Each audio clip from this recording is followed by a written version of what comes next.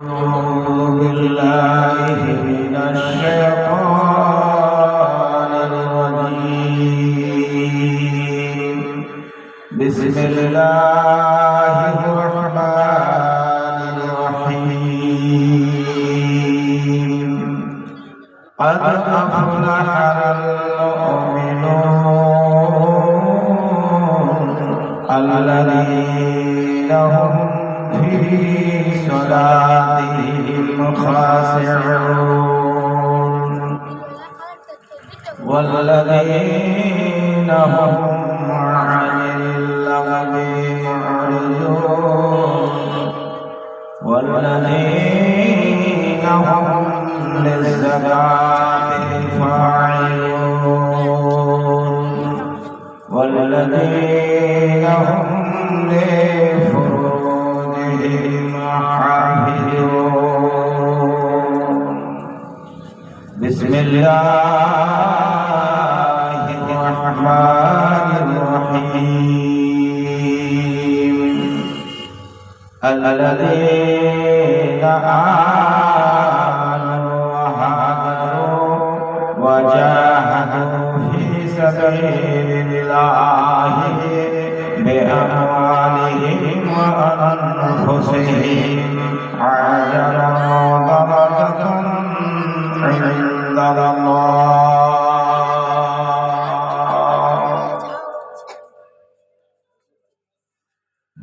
নদীর কোন ভাগে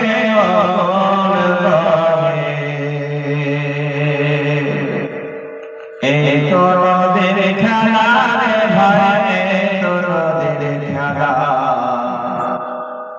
সকাল বেলায় আমাদের ভয় ভক্তি সন্ধ্যাবেলা নদীর কোন ভাগে গতল করে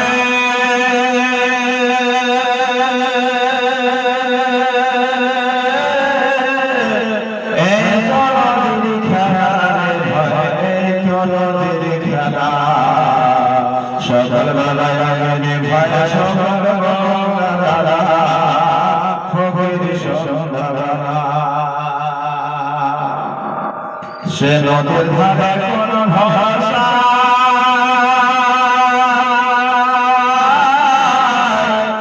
বাংলা ভাষা সুখের আশায়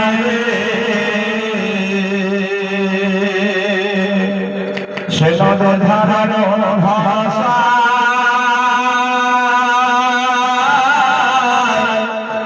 বাংলা ভাষা সুখের আশায়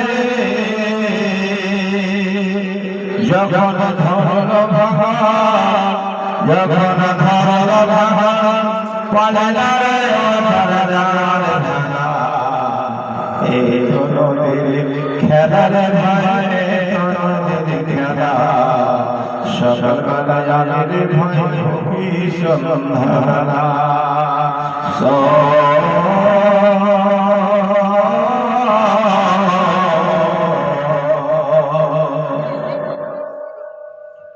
রাতে রাজা থাকে রাজা নহরে, রাতে রাজা থাকে রাজা নহরে,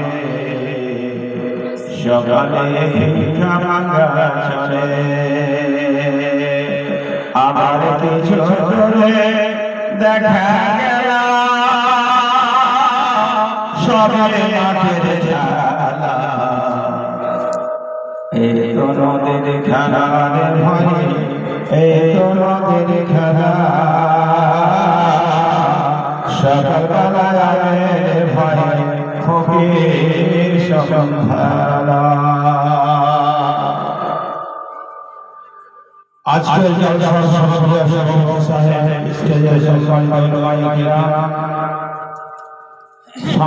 বসে থাকা ইমানদার শ্রোতা বন্ধুরা, পর্দার নাসে মা বোনেরা, সমস্ত তারিফ প্রশংসা আমাদেরকে এই সীমানা সভায় বসে কোরআন হাদিসের কথা শ্রবণ করার সুযোগ বানিয়ে দিয়েছেন। সকল বলুন আলহামদুলিল্লাহ। অধিকর আমরা নবী তার ময়দানে মুহাম্মদ রাসূলুল্লাহ সাল্লাল্লাহু আলাইহি ওয়াসাল্লামের প্রতি কোটি কোটি দরুদ ও সালাম অবতীর্ণ হোক। আল্লাহুম্মা সাল্লি আলাইহি আল্লাহুম্মা বারিক আলাইহি। আমি আপনাদের সম্মুখে কোরআন মাজিদ হইতে কয়েকখানা আয়াত তেলাওয়াত করেছি, পাঠ করেছি। যে আয়াত সম্বন্ধে আলোচনা রাখব সেটা হবে মুমিনের পরিচয়, মুমিনের গুণ কি, মুমিনের মধ্যে কি কি গুণ থাকা দরকার, মুমিনের জায়গা কোথায় হবে, সম্পর্কে ইনশাআল্লাহ আপনাদের সম্মুখে আলোচনা করব। ওমা তাওফীকি ইল্লা বিল্লাহ। আল্লাহ বলছে قد أفلح المؤمنون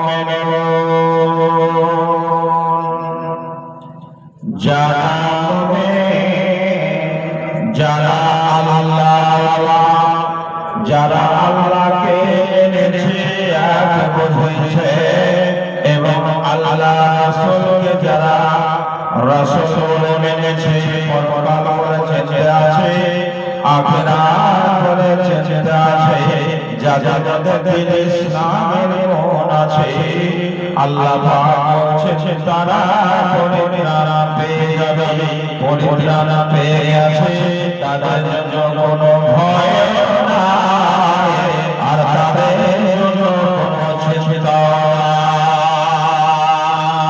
তবে আল্লাহ পাক আগে বলছেন আল্লাযীনা হুম ফি সালাতিহিম খাশিউন। বন্ধুরা, মুমিন কাকে বলা যাবে, মুসলমান কাকে বলা যাবে? নবী সাল্লাল্লাহু আলাইহি ওয়াসাল্লাম বলেন আল মুসলিমু মান সালামা আল মুসলিমুনা মিন লিসানিহি ওয়া ইয়াদিহি।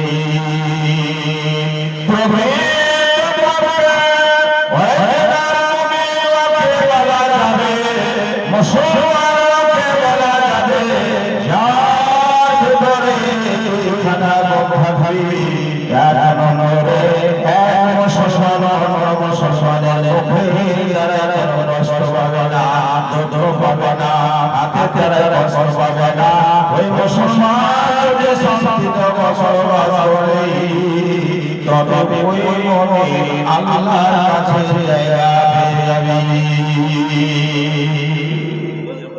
দুই নম্বর মহান আল্লাহ বলছেন আল্লাযীনা হুম ফি সালাতিহিম খাশিউন। আর যারা নামাজি হবে ওই নামাজিরা নামাজের মধ্যে ফসল করবে।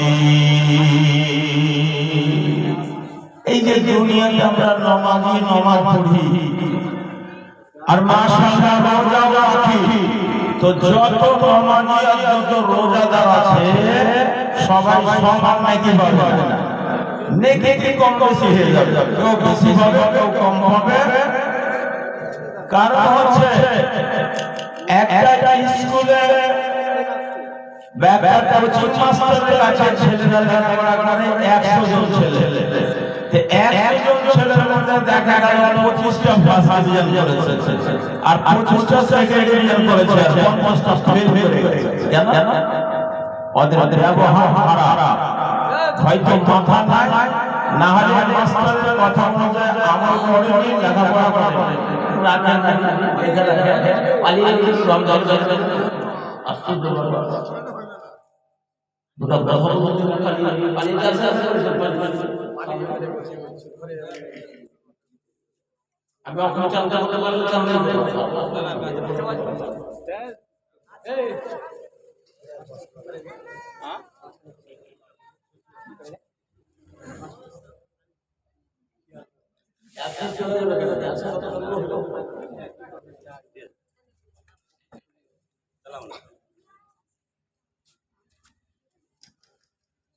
জালসা জিনিসটা মাদারের খেয়াল হয়, একটা আদর করে আছে, প্রত্যেক জিনিসের আদর করে আছে।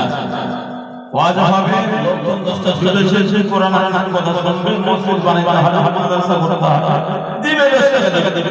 যার যাওয়ার ইচ্ছা নাই বাড়ি বাড়ি যাবে, যার শোনার ইচ্ছা নাই বাড়ি বাড়ি যাবে। আরে বাড়ি বাড়ি এত টাকা খরচ করে বক্তা ডাকলে, এত ব্যবস্থা করেছেন কিছু শোনার লাগে না, বিসমিল্লাহ করে চালা শুরু করে দাও। এটা কোনো পেশা, বড় পেশা নাকি? 1 ঘন্টা 1.5 ঘন্টা ভাড়া করতে হবে, তারপরে চান্দা হবে, যার ইচ্ছা হবে দিয়ে বানালে বাড়ি বাড়ি। জালসা যারা করেছে তারা দেবে কিনা, তারা বসে থাকবে কিনা? আশ্চর্য ব্যাপার হচ্ছে। নহমাদুর হয়ে চান্দা শুরু করে